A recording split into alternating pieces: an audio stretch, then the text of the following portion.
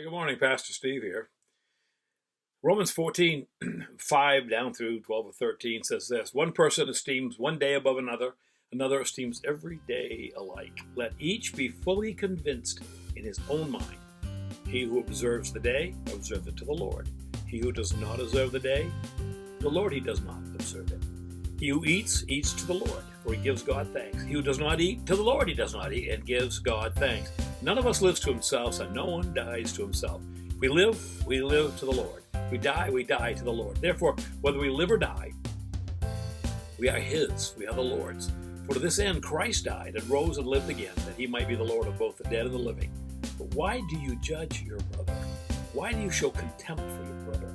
We will all stand before the judgment seat of Christ. For it is written, every knee shall bow to me, and every tongue shall confess to God. So, all of us shall give an account of himself to God. Therefore, let us not judge one another, but rather resolve not to put a stumbling block or a reason to fall or an occasion to fall in a brother's way. A friend posted on Facebook just as I was preparing this, as a matter of fact, and she seldom enters any political discussions, but someone had made a post and she simply said that she felt the post was oversimplistic and it wasn't very nice concerning a very charged issue. She said, I thought the issue was more complex than that. I guess I should have kept my thoughts to myself because I later realized they had unfriended me. And then she made this observation. If you choose to post something political, then there will be political discussion about it. And it's not healthy to have an echo chamber for one's beliefs. Shooting down anyone who says the issue may be more complex is not a healthy response. And we shouldn't post things we aren't willing to discuss. Very wise. But in this day and in this time, divisiveness, as I've mentioned before, is a way of life. As a believer, we are prone to demonize people with a different viewpoint. Be careful. Be careful. If you want a patch on your back, you know what that's like, right? You must not be a Christian because you have blah, blah, blah.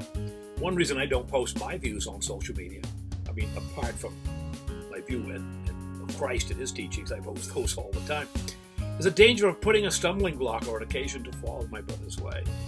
I'm firmly convinced that no one would ever be swayed to my position by any Facebook post I might make politically. I am fairly sure that it would be offensive to some who believe differently. I'm not ashamed of my position, and I'll gladly and calmly discuss why my way is better face-to-face anytime.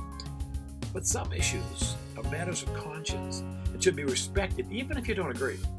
When this dear woman, the avenue to discuss has been erased and a friend is off alone licking her wounds and perhaps sharpening her arrows, I don't know. You and I are entitled to our opinions, except on some social media outlets, of course. And those who disagree are entitled to theirs as well. And when they disagree and cut you off, follow the advice of Edwin Markham, who wrote, he drew a circle that shut me out. Heretic, rebel, a thing to flout.